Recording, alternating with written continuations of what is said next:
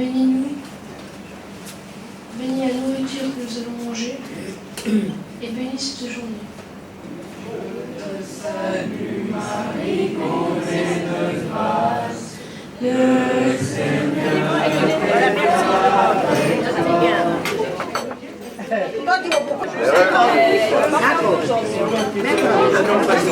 Tu veux quelque chose dans le lait?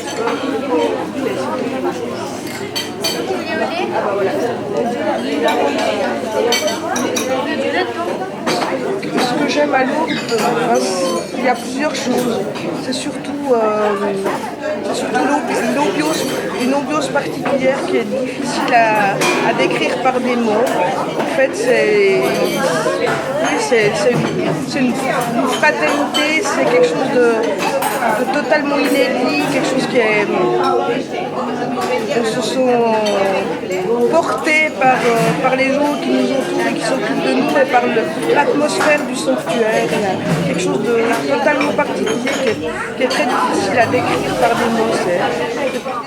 Et puis, donc une journée, en tant que soignant, ça consiste à venir le matin, on commence à 6h30, on les prépare pour le déjeuner, pour la journée. Et puis on est une équipe ça se compose à peu près à 10 personnes. Et puis on tourne. Donc l'après-midi, il y a 2-3 personnes qui restent de piquer pour s'occuper de l'accueil. Aussi. Puis sinon, on peut aller voir le pèlerinage. Très intéressant. Et puis nous, on est censé dire ce qu'on fait comme médecin, on se pose compliqué parce que nous, on est les moins utiles du groupe. Parce que là, c'est calme cette année. Et puis ce qui fait le plus de bien aux malades, c'est les gens qui sont comme vous autour, qui aident à pousser les chaises, ou les hospitaliers qui aident à laver les gens, à les lever, à leur donner à manger, à discuter avec eux. C'est ça qui est important pour les malades.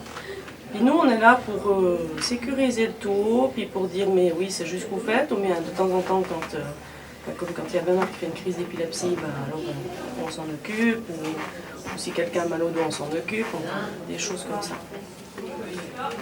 Puis sinon, on vit le pèlerinage avec les malades, on dormit tout le monde, on profite de prier, de chanter, voilà. Et puis, que dire? Et puis, je crois que pour tous les deux, c'est une joie de voir quelque chose qui n'existe pas tellement ailleurs, c'est que c'est un peu unique, Lourdes. Hein. Vous avez compris, c'est l'endroit. Les personnes, plus elles sont blessées, plus elles sont faibles, plus elles sont petites, plus elles sont au centre de l'attention. Alors que d'habitude, ceux qui sont au centre de l'attention, c'est ceux qui sont brillants, qui réussissent, qui ont la mallette, enfin, ainsi de suite. Voilà. Alors, Michel, il est anesthésiste. Je permets aux chirurgiens d'opérer et de soigner les gens. Par contre, de par ma formation, je suis en contact continu avec des gens bien portants, mais aussi avec beaucoup de gens malades. Et puis, on a une formation qui nous permet de prendre en charge les cas les plus graves, les menaces vitales les plus graves. Donc, ça fait probablement un bon binôme avec Romaine qui, elle, sait très bien prendre en charge les problèmes graves, mais aussi tous les problèmes un petit peu moins graves, dont j'ai des fois oublié les détails des traitements depuis le temps. Voilà, et moi, c'est la deuxième fois que je viens à Lourdes. Et c'est vrai que voir autant de gens prier, voir l'importance du culte à Marie, culte qui est relativement peu présent dans les cantons protestants comme Genève et Vaud, les cantons où j'ai vécu le plus longtemps.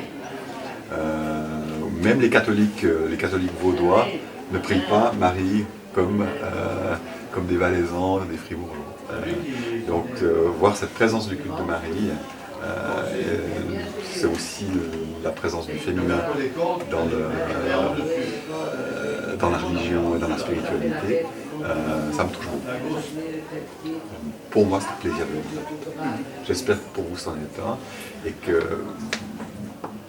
y a une expérience là-dedans qui vous sera chère. Oh, mais j'ai pleuré. Je voulais pas venir. C'était incroyable. J'avais peur de venir, j'avais peur de voir un miracle. C'était horrible. J'avais peur de voir un miracle. On parlait beaucoup du miracle à l'époque? Oui. Quand j'avais 15, 18 ans, j'avais 18 ans. J'avais 18 ans quand je suis venue, oui.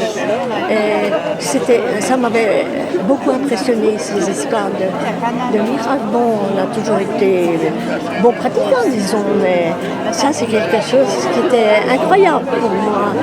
Et quand je suis arrivée pour la première fois avec mon père, ma tante qui m'a élevée, ma soeur et moi, parce qu'on allait pour ma soeur en remerciement d'une guérison, on avait un but quand on est allé. Et maintenant encore, hein, on pense à toute la famille, c'est vrai. Premier mystère douloureux, l'agonie de Jésus. Dans sa prière, Jésus disait, « Père, si tu le veux, éloigne de moi cette coupe.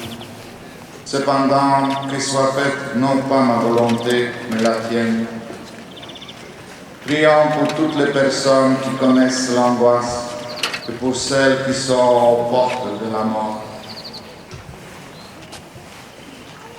Ah, là c'est encore...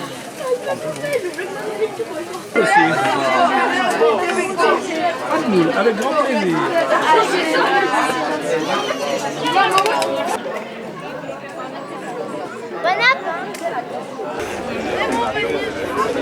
On a donné les petits. Moi j'ai acheté des trucs, c'est bien ce que vous avez pour lui. Donc, il y a de l'avocat. Oh là là là là, alors ça. Il y a ici je t'ai acheté un tartare au saumon. Hein. Alors on va se connaître d'abord. Là j'ai acheté des œufs de truite des Pyrénées. Père Jérôme Auswirth, quelle est votre relation particulière avec Lourdes? Alors je suis venu à Lourdes pour la première fois en l'an 2000. J'ai un frère qui est handicapé, qui vient à Lourdes depuis 1989. Il est handicapé de naissance, il est infirme moteur cérébral. Et puis pendant l'année, avec les moyens qu'il a pour communiquer, qui sont très pauvres, c'était toujours le mot Lourdes qui revenait. Il voulait qu'on lui parle de Lourdes. Et puis comme lui-même ne peut pas parler, eh bien c'est dur d'avoir un dialogue si soi-même on ne connaît pas le sujet. Alors en 2000, j'avais fini mon année de discernement, j'avais l'été à disposition, j'avais du temps. Je me suis dit je vais aller à Lourdes pour comprendre ce que mon frère vit et surtout pour découvrir pourquoi ce lieu est une lumière pour lui durant toute son année. Alors Nicolas ne peut pas parler, mais il communique avec ses yeux. Il a un regard très expressif. Là, il regarde dans le ciel, c'est parce qu'il veut parler de Dieu. Mais il peut regarder à droite pour dire oui, et à gauche pour dire non. Autrement, il sait lire. Et il a ici un tableau où les mots sont classés par thème. Et on peut l'interroger en faisant défiler le doigt dans les colonnes. Il nous arrête quand le mot est dans la colonne choisie, puis on s'arrête sur le mot précis, et à partir du mot qu'il dit, eh bien on essaie de faire des phrases, et puis ensuite on voit à sa réaction, à son visage, à son sourire, si la phrase qu'on dit va dans son sens ou au contraire si on est à côté de la plaque. Évidemment, comme pour toute personne, il faut s'apprivoiser, ça prend du temps. Au début, on est tout le temps à côté de la plaque, et puis après, on connaît les sujets de prédilection, les opinions, les avis. Et puis les personnes handicapées font comme nous, c'est qu'on se répète. C'est que souvent, on redit les mêmes choses, ce qui compte pour nous. Nicolas, est-ce que tu te répètes, toi aussi?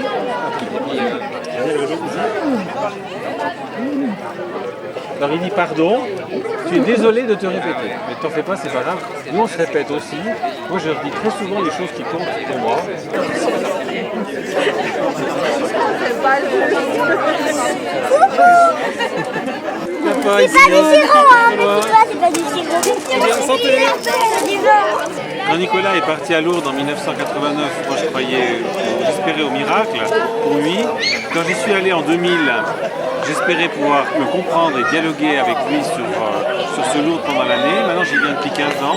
Et ce que j'ai découvert à Lourdes, c'est un monde extraordinaire. Moi j'appelle ça le monde à l'endroit. Ici l'handicapé et le malade dans la première place, à l'inverse du monde. Et ici c'est normal, ici c'est naturel. L'handicapé est à sa place, il est à la première place, les bien portants sont au service du malade.